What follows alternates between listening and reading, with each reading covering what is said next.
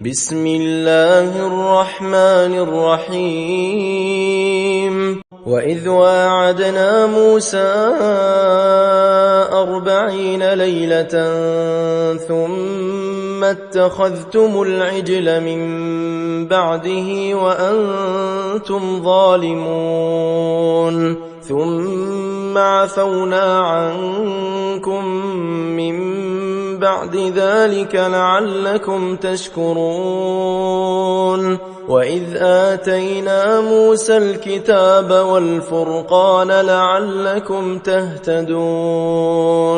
وإذ قال موسى لقومه يا قوم إنكم ظلمتم أنفسكم باتخاذكم العجل فتوبوا إلى بارئكم فاقتلوا أنفسكم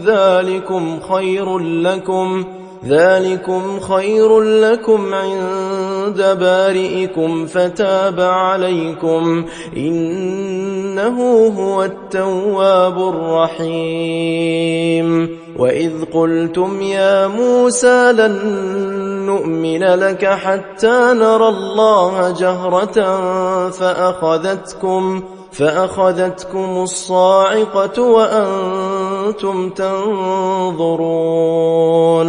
ثم بعثناكم من بعد موتكم لعلكم تشكرون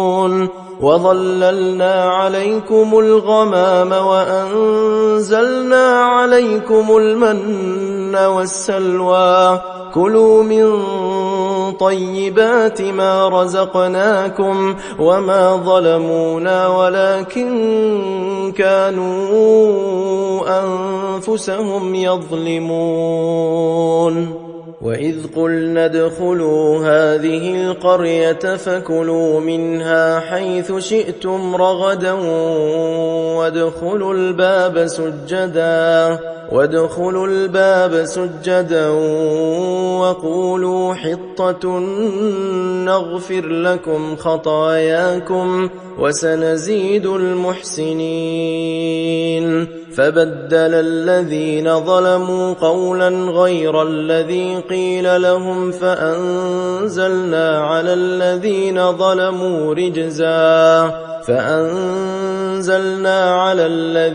ظلموا رجزا من السماء بما كانوا يفسقون وإذ استسقى موسى لقومه فقلنا اضرب بعصاك الحجر فانفجرت منه 12 عينا قد علم كل أناس مشربهم كلوا واشربوا من رزق الله ولا تعثوا في الأرض مفسدين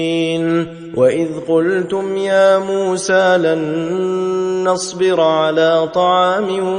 واحد فادع لنا ربك يخرج لنا مما تنبت الأرض من بقلها وقثائها وفومها وعدسها وبصلها قال أتستبدلون الذي هو أدنى بالذي هو خير اهبطوا مصرا فإن لكم ما سألتم وضربت عليهم الذلة والمسكنة وباءوا بغضب من الله ذلك بأنهم كانوا يكفرون بآيات الله ويقتلون النبيين بغير الحق ذلك بما عصوا وكانوا يعتدون